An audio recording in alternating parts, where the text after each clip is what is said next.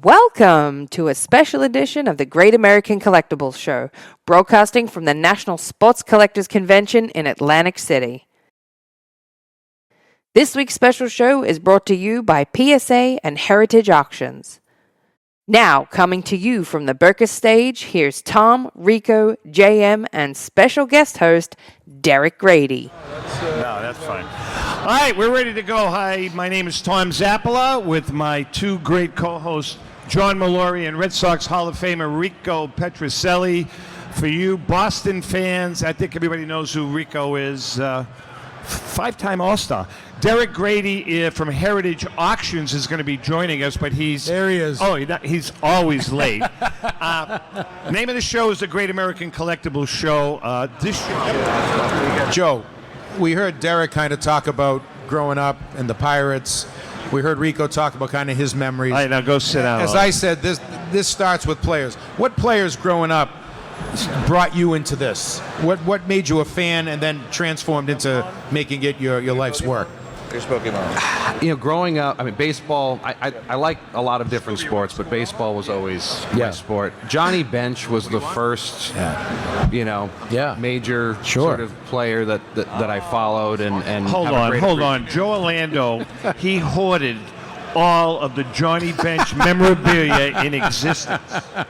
Yeah, and then my wife remodeled the kitchen, and the memorabilia disappeared. So... It all goes to the house, Joe. It all goes to the house, man. But you're a Bench guy. You like Johnny Bench. Yeah, He's a fan. he was one that really stood out. But I grew up. I mean, Derek and I grew up. We're on the same age. So the '70s stars. Eddie Murray. Mike Schmidt. I mean, all those great players. That was. I'm a little older than you guys, but that was my era too. Yaz is the guy that brought me to it, and then all those Red Sox, Carlton Fisk, that was a great crew that they had. No wild card back then, so we couldn't get in the playoffs because the Yankees were always a little better, or the Orioles, but that was my time too. All right, listen, we have another trivia question here. We're going to be, just throwing out some trivia questions over the course of the next hour. This is kind of an interesting one. Easy for most of you guys, but I need a quick answer. Who is the last 30-game winner in the American League? Who was the last 30-game winner? Denny McClain. Tom, you already have one of those. Here, how about some Pokemon cards? It's Pokemon. He's not Whatever a superhero. It's not Pokemon. Pokemon. Like tuna Pokemon or something. Really. Why don't you guys, Joe, I know you're just coming on board with Heritage, but why don't you guys talk about, besides the Mickey Mantle card that you guys have there, you have some amazing stuff. Yeah, great stuff. Memorabilia. Why don't you talk about it? Sorry. Do you know what's out there? There's a lot of nice stuff out there. Do I know what's out there? There's a lot of nice stuff. There's some. You can't even. I mean, it's like amazing. Okay, so there's a lot of great game used bats, and I know Joe's collected game used bats, so I'm going to let him take that one on the game used bats. What do we have, Joe? Oh yeah. I think the highlight of the auction is a Babe Ruth gamer that's autographed. It's not personalized, but it's an early Ruth, I think 1920, if I recall correctly. It's almost 44 ounces. So it's considered a war club. It's a small tree, as Ruth was known to use at that time of his career. There's this one you guys will like. There's a 1955 Ted Williams All-Star Game bat that is just awesome. I mean, it has all of the proper player characteristics for Williams, the right, stitch marks in the right area of the barrel, but just a tremendous bat. There's a Yogi Berra All-Star bat, 1960. There's a mid-50s Campy, I think 1955. There's a ton of them over there. I mean, it's like a mini museum at your booth, which is a nice, great size booth. And there's game-worn jerseys over there. There's original photos, Type 1. There's the original photo of the Cracker Jack Ty Cobb that's gotten tremendous interest. It's a gorgeous photo. There's the James Harrison collection. Any Steeler fans out there, we have a bunch of James Harrison jerseys, Any shoulder more pads. David Hall cards? I mean, who? No David Hall cards in this one, but we'll have more coming up. There's autographed baseballs, Babe Ruth signed baseballs, team signed baseballs, tickets. Tickets are hot. There's some Joe Jackson key moment tickets from 1919, 1915 maybe. It's really a great display, and it's right there in the middle of the corporate area wherever you see all the museum type cases. Come by, take a look, take your picture with the $10 million Mantle card. Likely to go for more than $10 million, but lots of people have been getting a picture with it. Take it, come over. We've talked about this before. My personal collection, and you have a lot to do with it, talking to you, Joe, and actually talking to you and Joe Tomasulo. I've whittled down my card collection and have started gravitating towards memorabilia, primarily signed baseballs, bats. Shirts are a little too cumbersome for me, but I really am getting into the memorabilia because I think you said it, and you've said it. It's like the player's DNA is on the item. They touched it. They used it. It's it's part of them. Whether it be an autograph. I mean, and some of my stuff is not extremely valuable, but it means a lot to me because it was touched by the player that I like. I was just talking about that Chief Myers ball. I have my T206 Christy Mathewson. PSA 6. That should have been a 7, but we're not going to go down that road. I have... Hey, don't talk to me. I can't help you. Can't help you. Next to that, I have my Pitching in a Pinch first edition, written by Christy Mathewson, in my little case. And then next to that, I have my T206 Chief Myers PSA 6. Now, Chief Myers was Christy Mathewson's battery mate for pretty much his entire career. And then next to that, I think I have one of two signed baseballs by Chief Myers next to the Chief Myers card, and the word Chief is signed in Native American. Now, it's not a really valuable ball, but that's the type of stuff that I'm talking It's about. the most you're ever going to hear Chief Myers mentioned in your life, so I apologize for that. That's 5 times we've heard his name Can in I- the can last I- 5 seconds. Wait, can I have a little support here? I mean, we're talking about Babe Ruth and Bob Gibson, Thank and you. you're throwing in Chief Myers. Chief Myers. let me my tell you Chief Great Myers stuff. This is hat. riveting broadcasting. You know what my favorite... I got a Denny Doyle card from 1974. I could. This is why we have 18 listeners You across can, the globe. you can laugh, but my favorite autograph is my Stuffy McGinnis autograph.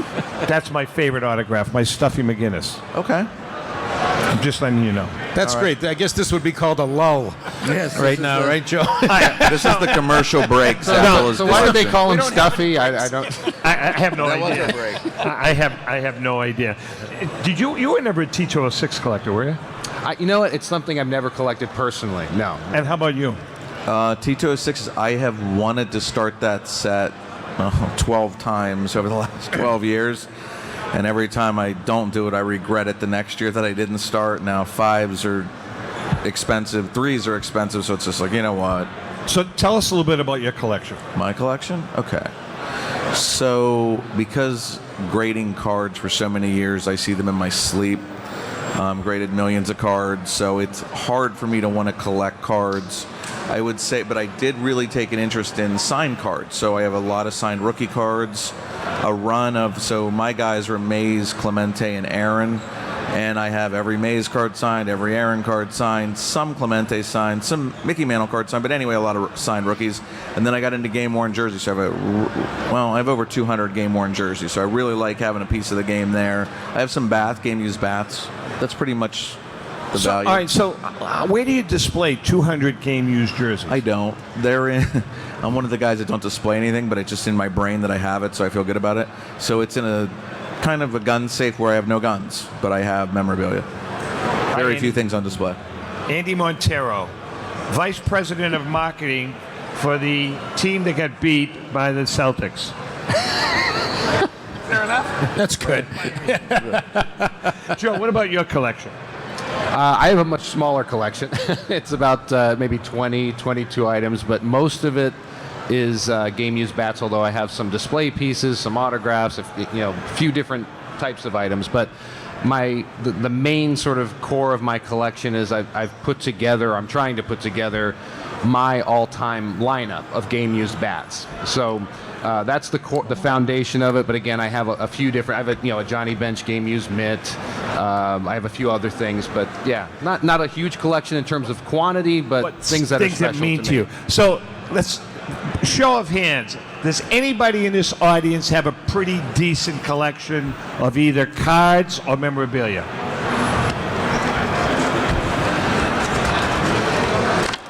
Ray, come up here. Come on up here. Ray Fornio, we call him Philly Ray. Who collects soccer cards? Anybody collect soccer cards? I kind of want to fill out some of the people. Andy, you have a hell of a collection too. We're going to talk to Andy. Come right up here for a second. This way. Okay. Good for you. Take your time, Ray. Like we have all day. Yep.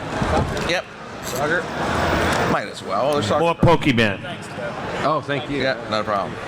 I want to get Sorry. some feedback from you folks out there, a few people, as to what you collect and what it means to you. Ray, right over here. All right. There's Ray sitting down here. Hi, Ray. How you doing? Ray Fornio from Philadelphia, Ray, right? Yeah, that's right. All right, so what do you collect, Ray? Mostly PSA graded baseball cards for set registries. I'm a set registry addict, like the 300 great baseball card set, post-war Rookie Hall of Fame. I'm in dozens of set registries, so mainly Rookie Hall of Famer cards. Rookie Hall of Fame cards. Okay, that's cool. That's Yeah. cool. Do you have a favorite set? 54 tops. And you have the complete set? No, I'm just doing the Hall of Fame graded cards right now of all the Hall of Famers from that year. So it's something that's aesthetically pleasing. I love the look of the 54 tops, and it just looks great. Now, Joe, correct me if I'm wrong, but I agree. the set registry, you were really, unless I'm wrong, you were really the conductor of that Yep. whole train Love those cards. creating that, weren't you? Spawn. I wouldn't say that. I was one of a small team, but yeah, we started that. I guess it was about 2001, right around there, and we followed in the footsteps actually of PCGS, which was the coin division at Collectors Universe. They started theirs a couple of years earlier, so we kind of, looked at what the concept that they were doing, and then Especially when they bought the banks. started it for PSA. But the rest is history. I mean, it's become. I mean, it's become it's Part of the like a letters giant. and it's all It has. Andy, why don't you come on up here too? Again, I want to talk. Thank you, Ray. I appreciate it. thank you. I want Thanks, to. Ray. I want to just kind of. There's a couple of people that I know that have some pretty damn nice collections, and this is one gentleman, Andy Montero. Too loud. Can we put a new? Okay, Andy. So we'll get Andy. I can let him have mine. He's going to flip it out. He's going to let him use mine. Andy, right here, and he's gonna put a new battery in for you. Why don't you give him your mic for now? We should probably take yours away, but I think that's a good idea, Wait, here's too. the dead air. Chief Myers, everybody. You guys are killing me. All right, Andy Montero. Andy, first of all, why don't you tell us what your title is and who you work for? That's not important. Not a big deal there. I'm a big collector, and I am a big collector of PSA cards. I've been collecting PSA cards almost, I would say, back in 1991 when I first started. And basically, what I collect is I collect Cracker Jack baseball cards, and Cracker Jack 1915 specifically over 1914 because they were more easy to get, and they came out cleaner. You can order that set instead of just getting them from the box. They're very hard to find still. In addition to that, I collect all the autographs of the 176 players in the 1915 Cracker Jack set. And in addition to that, I collect Charles Conlon original Type 1 photographs of all the Cracker Jack players as well. And all of them in PSA 9s, 8s, 7s on the cards, the autographs in 9s and 10s, and all my photos are also all authenticated PSA DNA. So, guys, what do you think about? I mean, you talk to a lot of collectors. We talk to a lot of collectors. We talk to guys on both ends, whether it's people selling cards and signing cards, or the consumer. And I find it's kind of split. Some people are trying to get full sets, whether it's a particular year and a particular brand. Other people are going after marquee individual cards. Sets versus individual cards. What's the climate like with that right now, you guys? Andy, we'll start with you. Yeah, with me, I love the set registry. That's one of the things that got me into getting everything graded, everything authenticated, not only for peace of mind, but also to make sure that my collection uniformly across the board all had the same brand of PSA.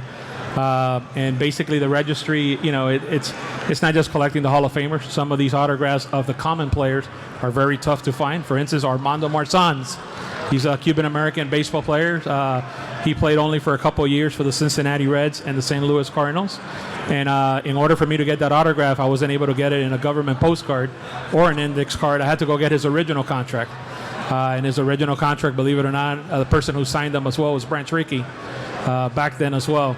So the PSA set registry has allowed me, in fact, in talking to Joe for many years, I got him to do the 1915 Cracker Jack companion set. It's on the registry set, and I got it to allow me to follow each and every of the players. And most of these autographs, I have to find them in raw, have to look around everywhere to look for them. But at the end of the day, I have them all registered on the registry, and for me, the registry is phenomenal. East Coast Sports Marketing and Hunt Auctions are pleased to present the Philadelphia Sports Collector Show, or the Philly Show, from Friday, March 10th through Sunday the 12th at the Greater Philadelphia Expo Center, Hall B, 100 Station Ave in Oaks, Pennsylvania. Shop over 250 of your favorite hobby dealer booths on over 75,000 square feet of space. Sports Collectibles heaven from 1800s to present day. Major auction houses and third-party grading and authentication companies will be on hand to assist you in your collecting needs. The Philly Show is family-friendly, and anyone under 10 gets in for free. Autograph guests to include Baseball Hall of Famers Johnny Bench, Mike Schmidt, Steve Carlton, baseball stars Pete Rose, Ken Griffey Sr., and many more.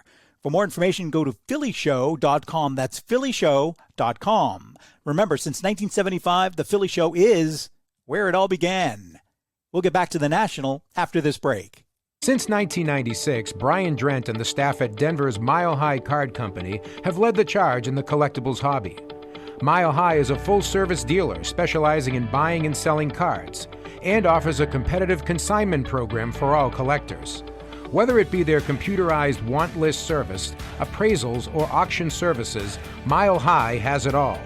If you've been searching for a company with a selection of high-grade vintage 1888 to 1970 baseball cards and memorabilia that shares your passion, aim high, Mile High.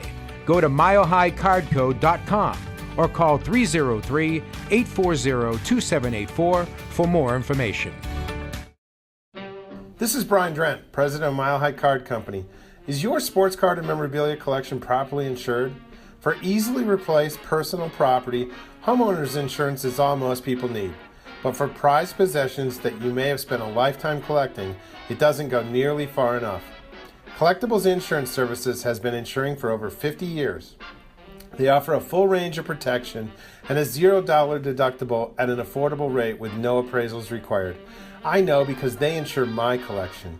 If you have a minute, go to collectinsure.com and learn more about insuring your personal card or memorabilia collection. Hi, this is Dan from Memory Lane Auctions, here to remind you that the renowned Memory Lane Collectibles Company has served as a beacon of light to the collecting community for the past several decades. Indeed, folks, it has been our utmost privilege and pleasure to provide the most enthusiastic collectors with an abundance of the finest sports cards and memorabilia for America's most coveted sports personalities via our world-class auctions. Whether you choose either a private sale transaction or the auction route, Memory Lane cordially invites you to reach out to us to maximize the value of your prized possessions. Also, it is not just sales that we pride ourselves on being the best of the rest, because if you are seeking a particular keepsake for your esteemed gathering, we will be relentless in our quest to find that special piece to fulfill your collecting dreams. So no time to wait. Reach out to us today for the purposes of capitalizing on our unparalleled marketing capabilities. Simply pick up the phone and dial 877-606-5263. That's 877-606-LANE, or find us on the World Wide Web at www.memorylaneinc.com. Now is the time for your valued consignment to ultimately become another one of Memory Lane's record-setting prices. How would you like to own the bat that was used by your favorite player when he hit that towering home run or game-winning base hit? Well, look no further than JT Sports, specializing in the sale and authentication of professional game-used bats. As the official authenticators of professional model game-used bats for PSA DNA, JT Sports will guarantee the authenticity of any bat purchased from them. JT Sports also buys and sells game-worn uniforms, gloves, and baseball equipment. The unique quality of the collectible is what JT Sports is all about. Give them a call at 609-487-8003 or check them out at GameUseBats.com. With record-breaking sales from everything from the White Border T206 Honus Wagner for $3.12 million to some great items that support the Jackie Robinson Foundation, Golden Auctions has set the highest standards for the finest in sports cards, autographs, and game-used memorabilia. We're always accepting consignments of high-end premium sports treasures or entire collections. Please register for our next auction and bid now at goldenauctions.com. That's golden with an I. We at Golden Auctions are committed to providing unsurpassed customer service for the discriminating collector. That's exactly why we're the leader in the industry. Visit goldenauctions.com or call 856-767-8550. Remember, Golden Auctions. We don't just break records, we shatter them. Interesting. All right, we have another guest that we asked to come join us. Dave Steinberger is Vice President of Customer Care. Customer insights and All experience. right, pretty good. Not bad. I mean, I used to always get it wrong. Now at least I have it possibly right. Dave is with PSA, and I got to tell you one thing that this guy does. He does not hide, and I think that's a good thing. I mean, I've seen on the show, we have a lot of viewers and a lot of listeners. David will be watching the show sometime, and they'll be registering a complaint or asking for some type of information, and he's right there answering their questions, not afraid to give out his number. And you know, everybody knows that PSA has had a bumpy road for a while, and it kind of things are smoothing out. So why don't you tell us some of the things that are happening, David? Sure. Thanks, Tom. Hey, everybody. As Tom pointed out, I mean, the last 2 years have been a challenge trying to deal with the massive demand that we received, especially in the early part of 2021. We've really been tackling that backlog for about a year and a half now, while we continue to grow and expand and build lots of new components to our business, like the Collector's Vault that just launched here at the National.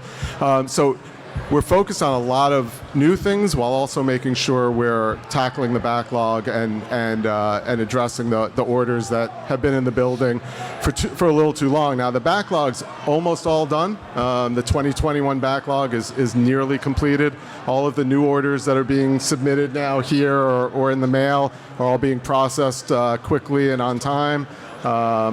We've grown like crazy. I've been with the company for 2 years. When I joined, we were under 500 people. We're now over 1,500. We've expanded our footprint in Southern California, tripling our space there. We just opened a New Jersey office, so for the first time ever, we're grading cards in some place other than Southern California. Are those the Jersey guys? Those are them? The Jersey guys. Guys should be in Boston. Sorry, Dave. I digress. No. So I mean, it's all good. It's been the last year and a half or so has required patience from our customers. It's been tough on our employees. It's been rough on everyone, but in a good way. I mean, we've got a ton of demand, a ton of submissions, and a lot of orders that we needed to process and get through. And like I said, we've made great strides. We've got more graders than we've ever had. We've got more everything than we've ever had, basically. And you guys have also expanded your footprint into other entities, like Card Ladder, for instance. Sure. Yeah. I mean, just to give a little background for those who don't know, I mean, PSA was a part of Collectors Universe, which was a public company. And as a public company, the company was paying out stock dividends and was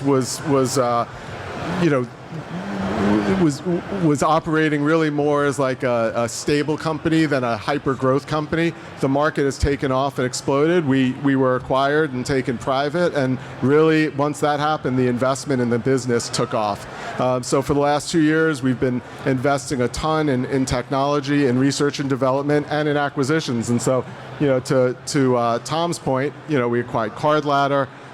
Geniment was a company we acquired and integrated in their technology into PSA's operations. Of course, we're a part of the Collectors brand, and Collectors also owns Golden. And then, of course, the vault that we just announced is kind of part of that full ecosystem then of submitting cards, storing cards, selling cards, and rinse and repeat sort of thing. So we're really trying to provide really a complete ecosystem for collectors. And so, Dave, can you talk about PSA here at the National? I mean, it's one of the big reasons a lot of people come out here with their cards. I'm talking maybe logistically, workflow, the crowds, the lines, everything like that. I mean, it's obviously a big draw for this event. Yeah, it's a huge operation. I mean, you guys can't see what's behind the wall over there, but it's probably good those walls are there, right? I mean, in a matter of 36 hours, we basically built a full-scale grading operation. Yeah, I mean, it's pretty incredible what's going on over there, and yeah, I mean the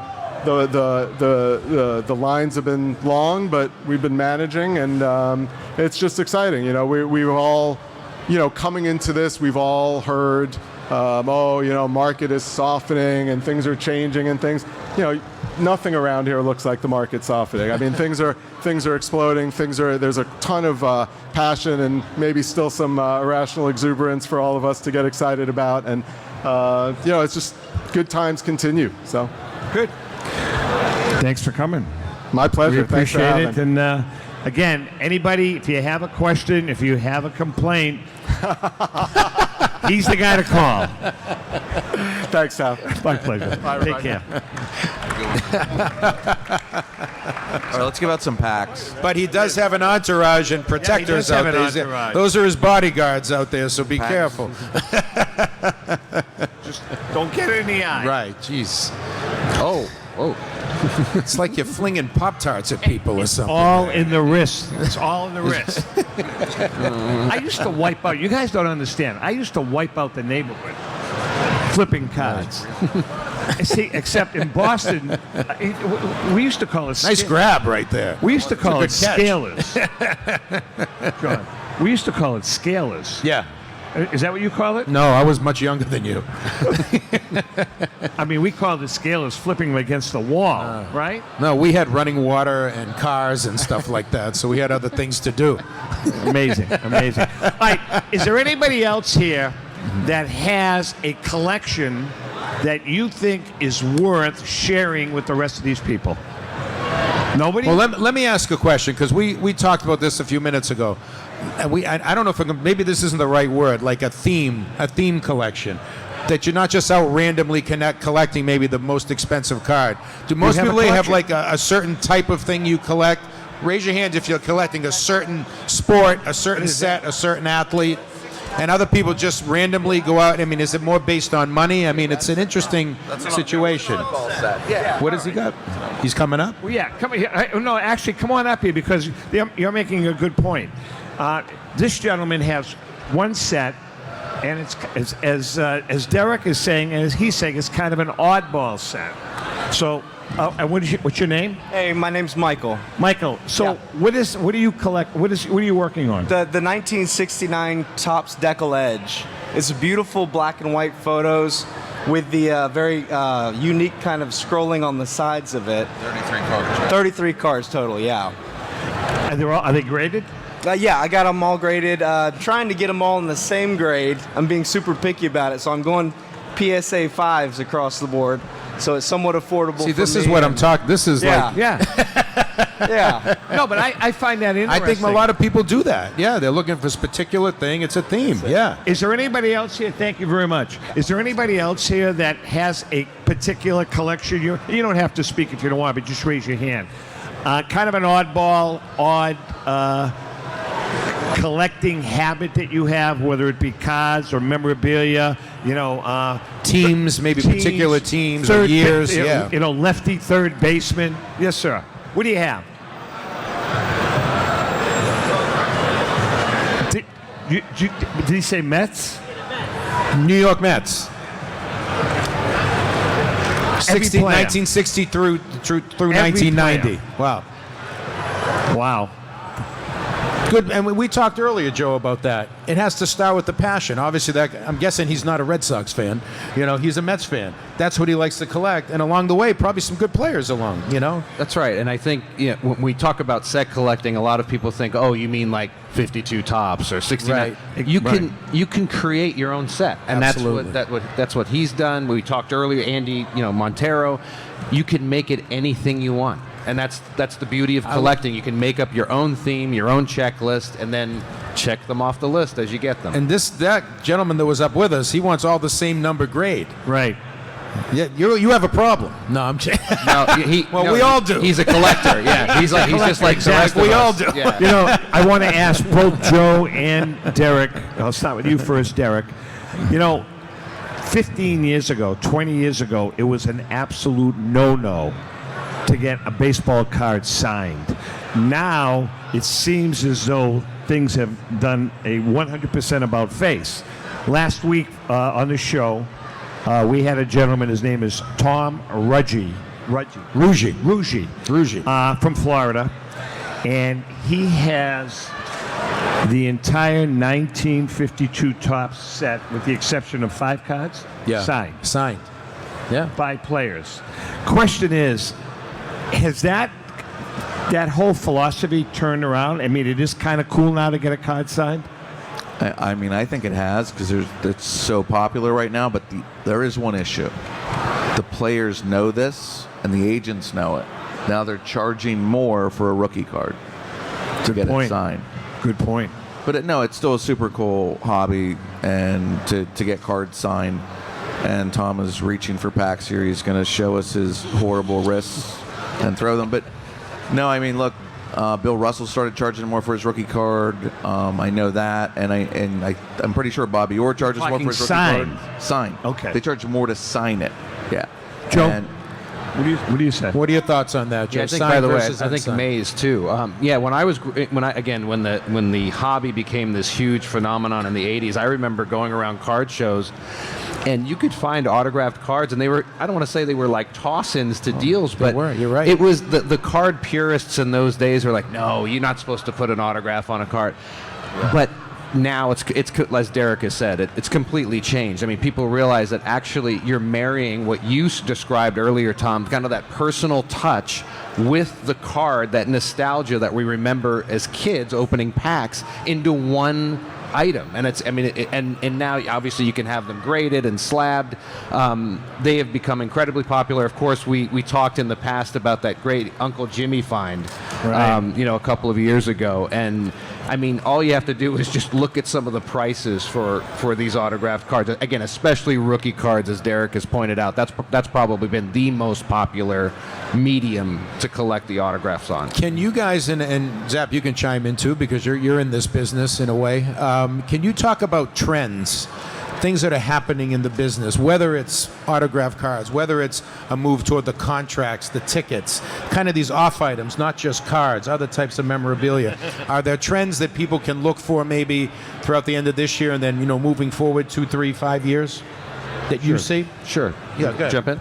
I'm going to go a little bit different route. Instead of picking a particular, category, because virtually every category has had a nice run here in the last couple of years. It always starts with cards, and then everything else seems to follow: tickets, game used, jerseys, bats, photos, everything. I do think there is a trend that has developed in a really meaningful way the last few years. People are buying graded items, whether it's a card, again, a game-used item, but eye appeal is becoming more and more of a factor, and people are paying tremendous premiums for something like, if you had, let's say we had 10 PSA 4s lined up on the table, but one of them was dead centered and had great color, absent any, annoying print defects. that card is going to sell for not just a little bit more, way more than all of the other 4s. Even though that baseline grade is the same, the ones with exceptional eye appeal are going for a lot more. And again, this is true in all of those different fields. Game used, type 1 photos, whatever it is. If it has that X factor, that extra level of beauty, and you kind of know it when you see it. It's not a technical grading thing. It's wow, that looks incredible. That looks awesome. Joe, those types of items are going. Is that because the collector is becoming more sophisticated? 100%. That's a big reason behind it. The collectors are becoming more savvy, sophisticated, and they're realizing that we're all spending money on these items. In some cases, a ton of money. And if you're going to spend a lot of money on something, you want it to look good, right? It's sort of intuitive. So people are willing to pay a little bit more and sometimes a lot more for something that has exquisite eye appeal for that particular item, for that issue. Derek, what are your thoughts on this? I totally agree with Joe. I mean, in the 80s when I was buying vintage cards, centering was important, but was nowhere near as important as it is today. And you would buy pack fresh cards that were off center, came right out of packs, and they would be graded as mint by dealers, near mint to mint. Now, it's hard, Joe, to even get 2-to-1 centering, which technically makes an 8, but you don't see the graders always put them in 8s. They usually go to 7 now. So centered cards, I've seen PSA 3s on, say, a 52 man will sell for more than PSA 5s. So a 5 that's 80-20 off center and a PSA 3 that's dead centered can outperform it. So I've learned to collect that way too, that eye appeal means so much more than the technical grade. Yeah, from an aesthetic standpoint, I mean, it is a visual medium, right? I mean, you want it to look nice. You want it to look good. When I first came in with Zap doing the Cracker Jack book, I honestly I didn't know anything about the Cracker Jack collection. What struck me was that red background. Like, I had grown up in the 70s, 80s, 90s, the fields behind them, whatever.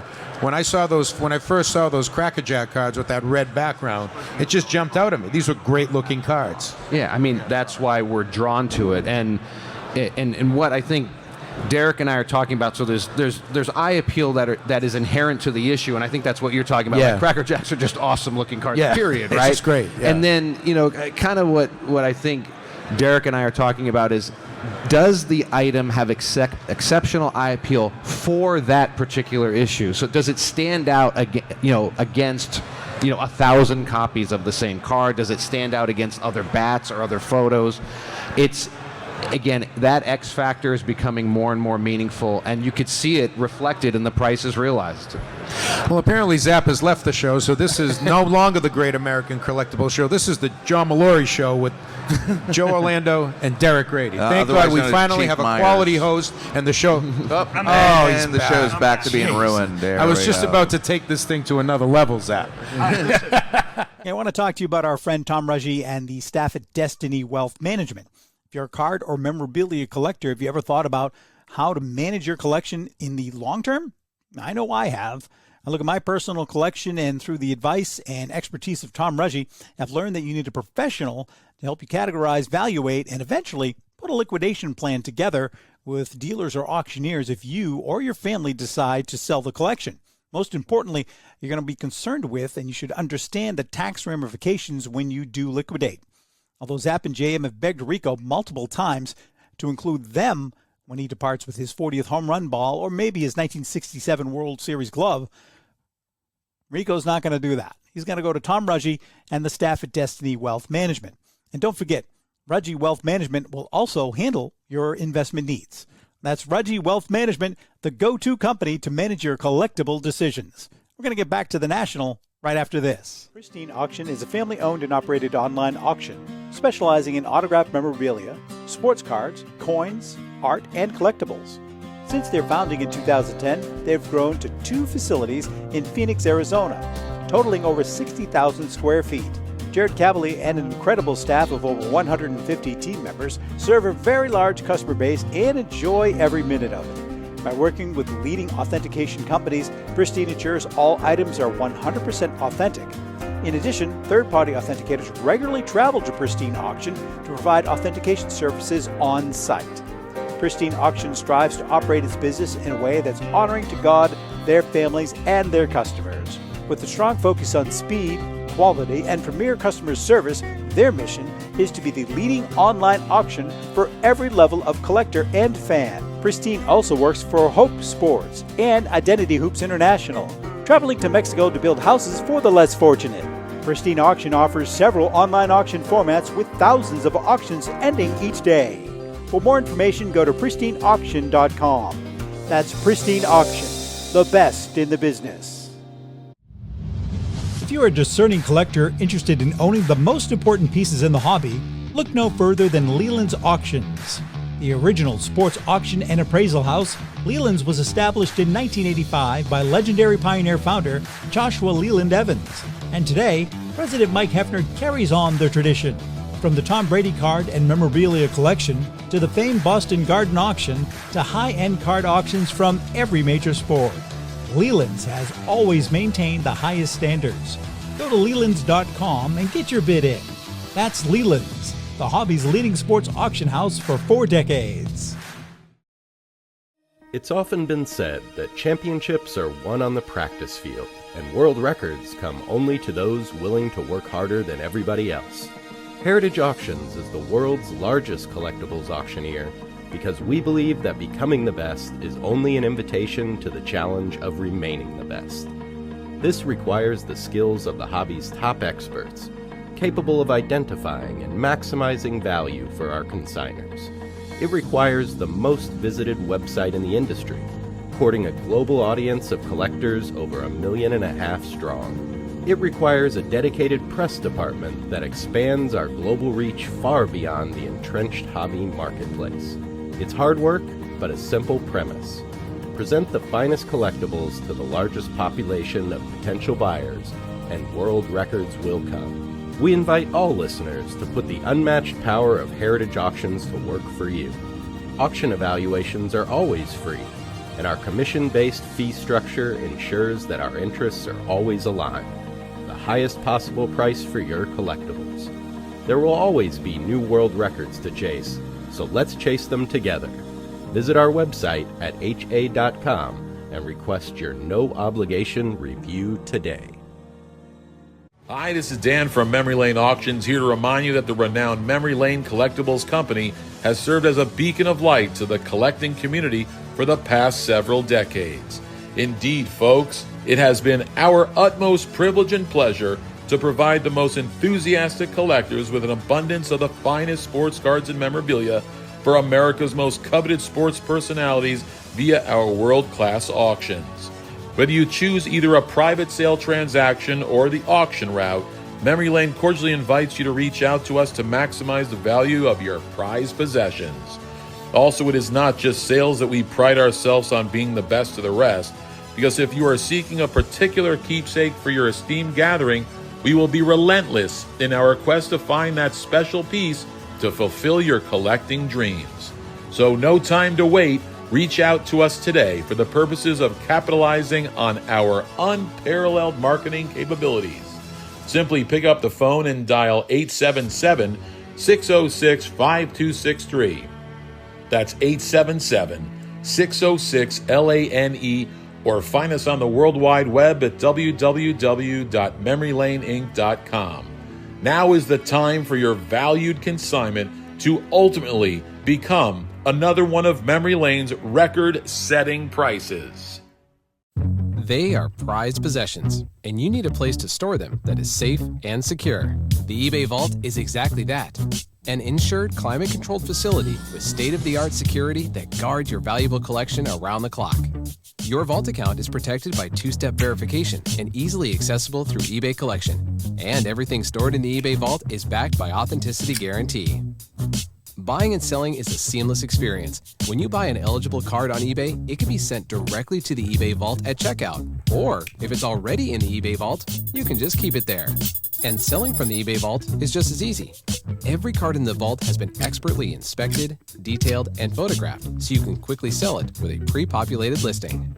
And if your buyer chooses to withdraw their card from the eBay Vault, we handle packing, shipping, and insurance. And same goes for you. If you want that rare rookie card in your hands, you can have it shipped to you at any time. Collect like a pro with the eBay Vault. CSA Shows is proud to present the Chantilly Show, being held on March 31st to April 2nd. Held at the Dulles Expo Center in Chantilly, Virginia, just minutes away from Dulles International Airport. Celebrating over 27 years at the same location, there'll be over 300 dealer tables exhibiting on over 100,000 square feet of space. With both vintage cards and memorabilia, as well as modern-day sports collectibles, you won't have to look very far for that special card, bat, ball, or autograph. Major auction houses and third-party grading companies will be on site to assist you with your collecting and authentication needs.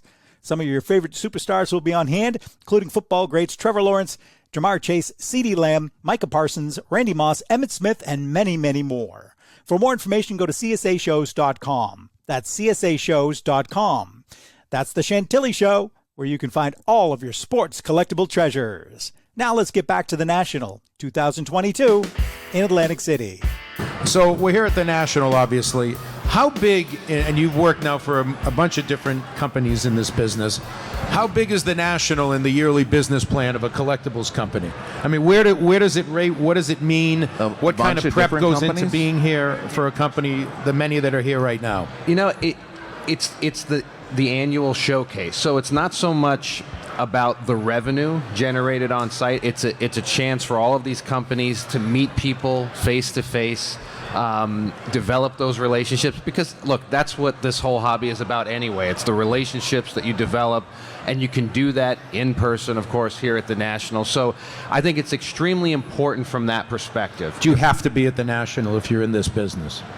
I think so. Yeah. Now, not everyone is, but I absolutely believe you should be here. Yeah. What do you think about that, Zap? You've been a fan of it for a long time. Hey, listen, I'm a big proponent of the National. I think it's the mecca of this hobby in this industry. I'm not sure that if you're a dealer, you have to be here. I'm not sure you do. And the only reason being is because, quite frankly, there's a lot of dealers that can't afford to be here. Yeah, you're right. But with that being said, I think that if you're a dealer, a small dealer in some little small town in the Midwest, you should make every effort to get out here to visit and kind of, get the lay of the land. And, there's some great deals here. Yeah. There really are. Derek, what does the National mean to Heritage? Oh, I mean, this is the show where we get to display, just put on a world-class display. Right. With the, we can't do that at every show around the country. It's just not feasible to bring in, 4 or 5 security guards, a museum. I think we have 50 display cases, jewelry cases over there. And that would just be not doable more than a couple times a year and take 20 employees out of the office. This is where we like to highlight our brand, and we want to do the National every year. We get excited to put everything out and meet the clients, meet the dealers.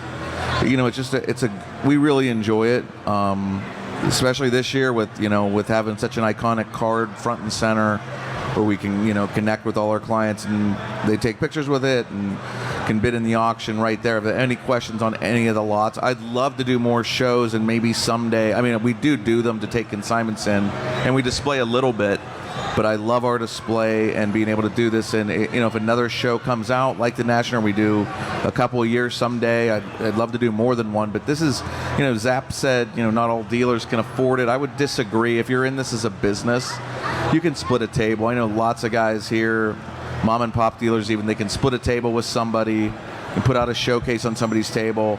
Or, as Zap said, you come and you give out business cards and you make connections. This is where it happens. Yeah, no doubt. And I think for the consumer as well, this is the place where it happens. And I think Derek said it, Rico kind of mentioned it earlier too. It's a place where you mentioned asking questions. Someone can literally come in, Joe, and see the person that they, maybe the company they see online, or maybe they hear them on the Great American Collectibles show. You can meet that person and ask a question. Right, and I know we live in a different world now where, we're behind our computers and phones and that sort of thing more, but at least it's in my personal humble opinion that nothing can replace the in-person interaction, that personal touch. And again, developing those relationships, I think, is the most important thing. Well, you guys, Heritage, you guys are really the template for the auction houses across the country when it comes to sports. How many locations do you guys have? So I mean, how many? we're Not offices? locations, departments. How many departments is Heritage? Oh man, I think we have roughly 35 to 40 departments. I mean, the sports department is just one of, you've got fine art, you've got coins, you've got comics, wine. Really? Yeah. Can you get me a good deal on Boone's Farm? On what? Boone's Farm. Is that a wine? A case of Boone's Farm apple wine. Okay, yeah, we'll just go online, ha.com, go to the wine department and go bid. I like the I'm box not getting wine. you anything. You know the stuff you put in your refrigerator? You can just open it up and... I doubt we sell that. We sell rare wine. Are we still doing a show? I don't know. Just asking the question. All right, listen. I just stumbled upon, before Rico left, I found this photo of Rico. Where'd you find it? It was in my folder, and I said, hey, before you leave, I want you to sign this. So this is a really, really... Joe, how would you grade this? It's a really terrible giveaway. Really awful. No, I think Derek just answered the question. I would grade it just above the photo booth at a local beach. It is signed. An arcade, it is right? signed. It is signed by a Red Sox Hall of Famer. It is. So I think it has some merit. And this is a boxing question. And Joe Orlando, you're out because I know you're a boxing freak. Raging Bull, the classic 1980 movie, is about what boxer? This guy in the back. Come get your official Rico Petrocelli. I think he was drunk when he signed this stuff. I think it's like a... I mean, give him a T-shirt with it, too. All right, you get a T-shirt, too. There you go. Washington football team. Commanders now. Yeah. Oh. Yeah. That's good. That's good. You what? Who'd you get? Let me see.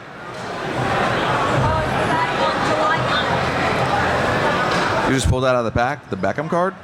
All right, come around here right now. See, now all of a sudden Grady wants the pack back. Right. Yeah, wait a second here. I don't have any witnesses. That I gave Tom, that are back. you looking for a taste? You want your taste of the action? Exactly. That guy's phone. Okay, so sit out here. Kid's been raising his hand for 20 minutes. No one's we listened didn't know to him. that. Now So all of a this sudden he's on the show. This is one of the packs that Grady just He's a co-host flipped, now. right? And what's your name, young fella? Zane. Or you got to talk on the mic. I'm Zane. Zane? Yes. That's a cool name. Thank you. All right, so what did you win here? I'm not really sure with soccer. I don't know anything about soccer. You can't use your hands. Yeah. It's a David Beckham signed, numbered 14 out of 99, Noir car, Panini Noir, whatever you want to call it. I mean, look, I know it's worth something. It's a signed David Beckham card. All right, so he pulled a signed David Beckham card Is this the out of best one of the prize packs. we've ever given out? Congratulations, Zane. Thank you. Zane, I'll give you $3 for it right now. Deal? Sure. We have a holder. Let's see if we've got a holder anywhere. I think you should get a T-shirt too. I think you should get a T-shirt And a holder. and a holder. Thank you so Congratulations. I know nothing about it. Hey, Derek, It's are you okay. handing him a Heritage consignment agreement? Yeah, I think that's probably what I should do. You know, Grady just Zane, won't quit. don't sign anything Don't sign from anything. Derek. Grady will not quit. I don't have any. I didn't bring a holder over here, but if you go over to the Heritage booth, we'll give it to you. Maybe somebody in the crowd has a holder for this young man, a card saver. Oh, right behind me. You've just Grab taken the grab one soccer of card, those. so take the holder. You can grab one of those. Congratulations, Zane. Don't trip on That's great. It- So this it is a good pays time to to listen ask, to the show or This is a sit in the good time crowd. to ask this question to both you guys, and that is: we have a lot of young people at this show. Obviously, we have a lot of young people right here in our audience, and I'm not talking about go buy this because you'll make money on it. But generally speaking, you can talk about the monetary aspect of it. What advice would you, someone that's been in the business a long time, give to a young person that wants to start collecting cards or any other kind of memorabilia? Well, I would give them the same advice that we talked about earlier, which is to do what you love. Do it because you want to do it, not to try to ignore what we talked about earlier. Try to push the financial side out. Now, look, is it super exciting to pull an awesome card out of a pack? I would be excited too. So there's nothing wrong with that. But do it. See, if you go with your passion, it's something you're really into, then you'll build upon it over time and you'll stick with it. And I would say try to avoid temporary trends and expand on that. Great piece of advice. On that. Because things kind of come and go in the industry, and there are things that Derek talked about this earlier. There are blue chip type collectibles that stand the test of time, and let me just say this. Let me back up a little bit. The one thing about modern that I would just caution people about is that it's super exciting. Look, I collected modern in my day, right? And we all did, right? Modern is exciting, especially today, because you can follow all of these players, all of these teams. It's a reality show right in front of your face, right? But when you start to step up and put more money into your collection, just understand that modern comes with a different kind of risk than vintage. Because look, I don't know if you guys have talked about it, but the story came out. What was it, yesterday or the day before, about Mike Trout might have a back issue that could linger for the rest of his career. I think Zion Williamson has become kind of the poster boy for what you're talking about too, a little bit, because of the injuries. Not his fault. Yeah. But he was a big box office, cash cow, you might say, for this industry, and then he hasn't played. Wow. But see, here's the thing: you can collect Zion, you can collect Trout cards that are worth $2-3. You could also collect Zion and Trout cards that are worth 6 and 7 figures. So as you put more money into this, just understand that with modern, they're still on the field. They could get hurt. They could have off the field controversies. Yeah. Just understand that. Doesn't mean you shouldn't do it. Just be aware of it as you build your collection. Before we continue, and I agree with you, Joe, the little gentleman, Zane, that pulled that card, the value of that card is between $500 and $800? It looked like... I'm sorry? 9?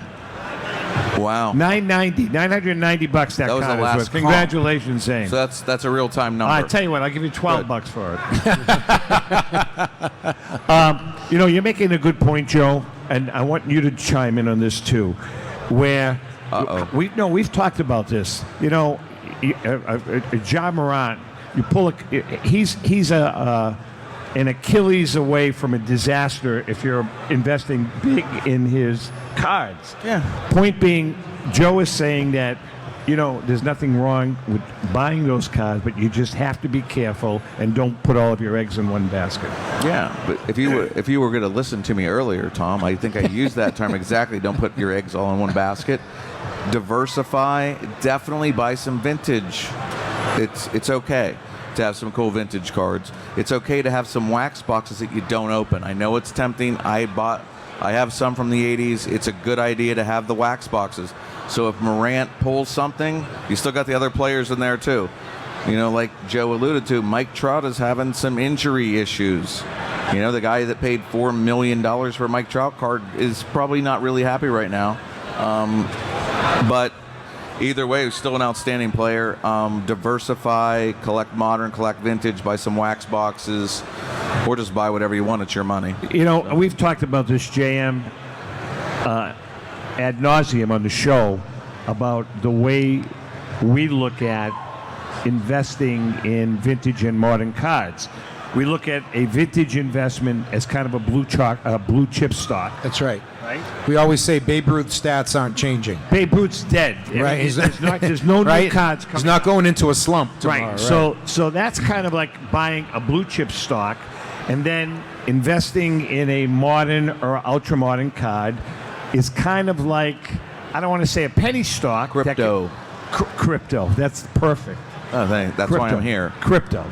Well, we've seen stories like this, Zap. I was out doing some interviews, got Derek earlier and a bunch of other people, and we were with our friend at Leland's, Mike Hefner, and they had what was, and still is technically, the ball, Tom Brady's last touchdown pass. And then Tom Brady retired. That was his last touchdown pass until he said, I'm tired of being at home with the wife and kids. I'm going to come back and play again.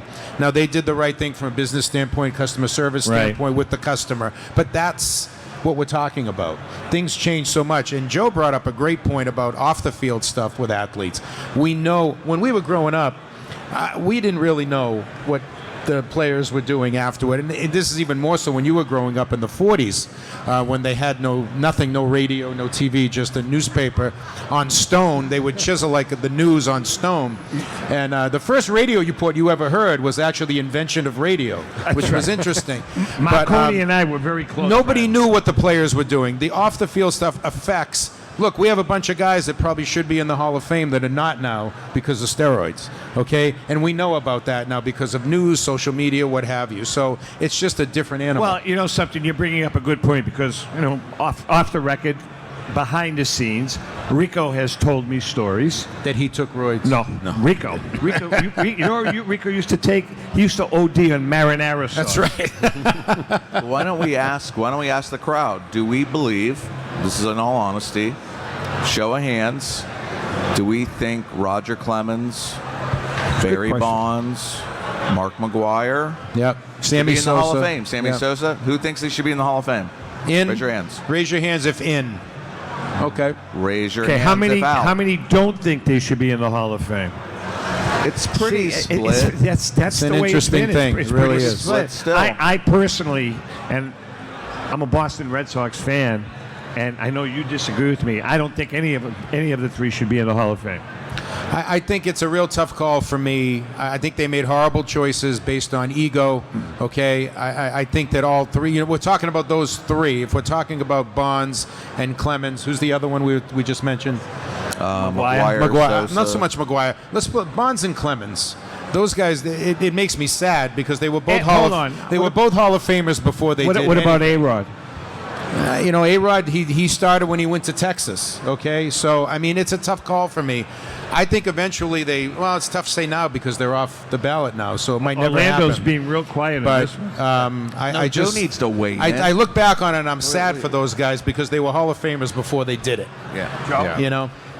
This is a tough subject because on the one hand, you know, it technically wasn't even illegal. Joe, that's a huge point. You're right. But, it's a huge but point. I think the reality is, look, for the guys that did take it, it doesn't make a small difference. I think anyone who knows athletes taking those performance-enhancing drugs, and there's a lot of different kinds, of course, but it doesn't make a little difference. It makes a huge difference for some of these guys, and we saw that play out especially in the 1990s. We saw that play out with certain players.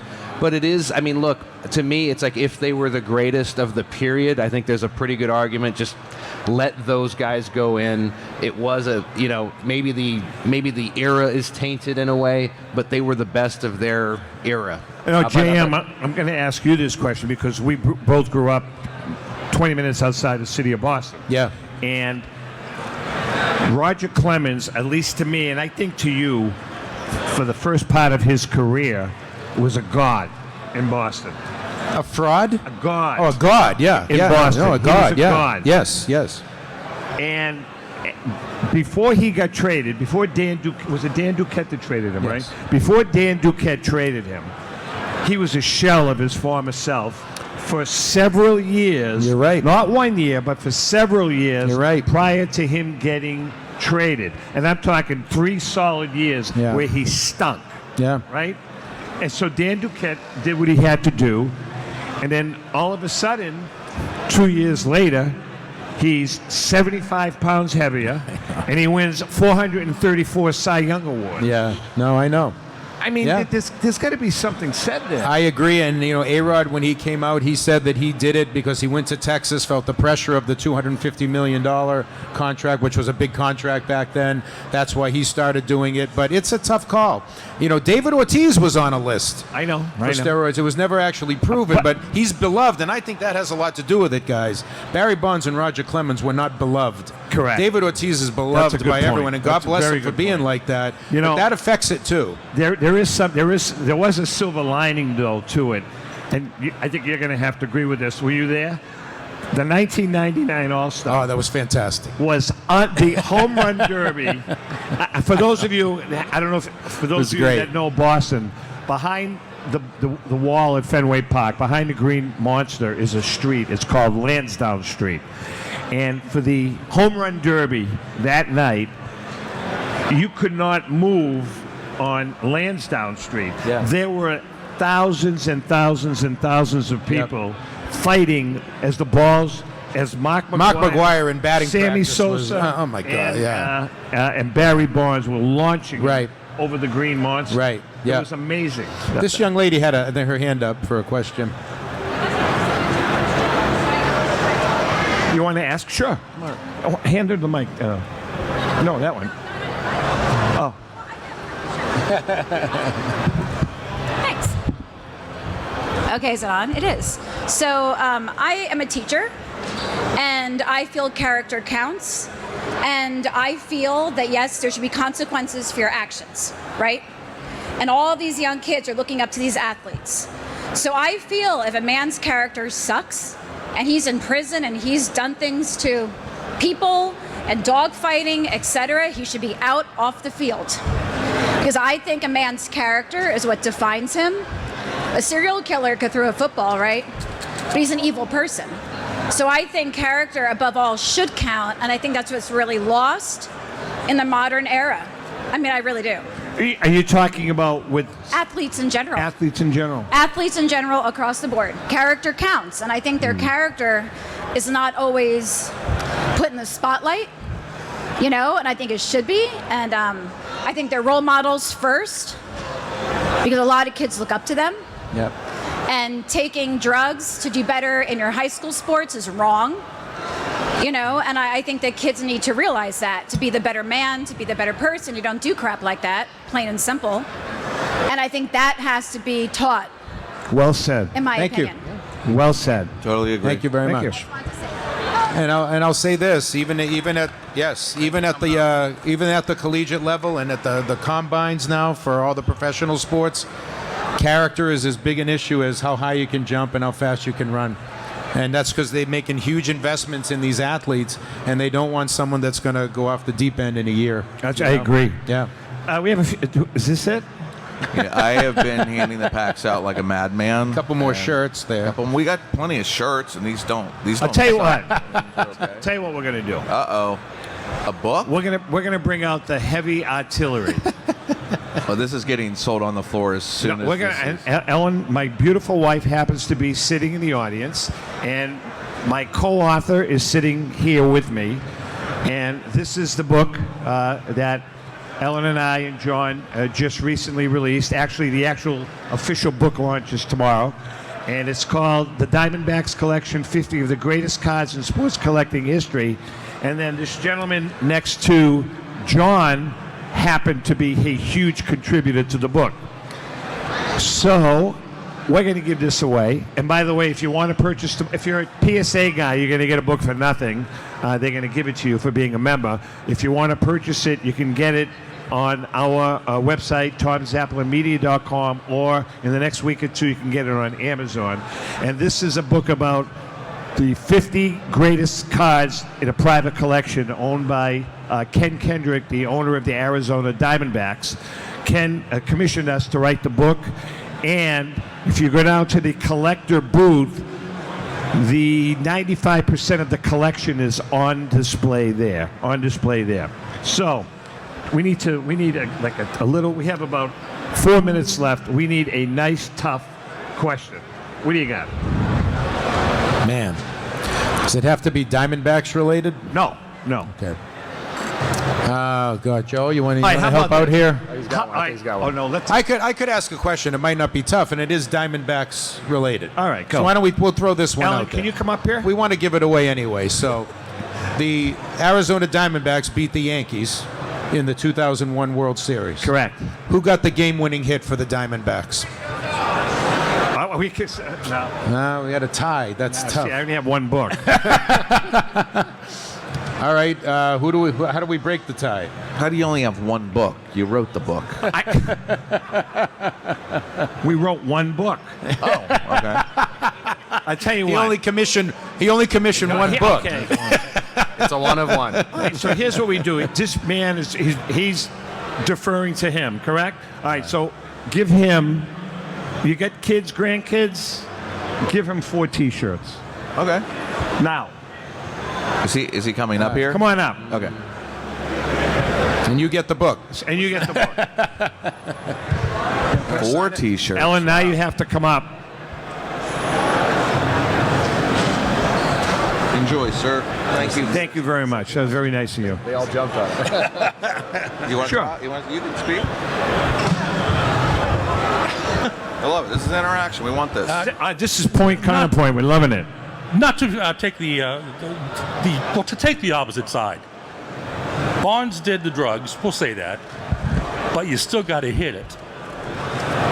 You could inject me with steroids from now till the cows come home, and I'm not going to hit 795 home runs. I'm just not going to do it. You still got to hit it. I mean, one year he hit what, the 63 or whatever. He hit 75, whatever. His on base for his OPS was like 1,400. I mean, that's incredible. I mean, you still got to hit it. I mean, doing steroids does not necessarily make you stronger. Doing steroids gives you the ability to work out longer, and you get stronger by working out longer. The steroids themselves do nothing for you. Not that I'm not a Bonds fan, but you still got to hit it, and you still got to put the work in. Thank you very much. Excellent. Thank you. Nice counterpoint. Thank you, sir. Thank you. We're just about wrapped. We've got. Enjoy. I can't throw that. Here we go. 1, 2. We want to take this opportunity to thank all of you for joining us. Thank you very much. We had a blast. Thank you. Remember to watch the show. Thanks to Joe this and show Derek, actually too. is going to be on next Wednesday night on all the different platforms. And we're on every Wednesday night at 6:30. We hope you join us. 6:30 Eastern Time. With that being said, we love you guys and happy collecting.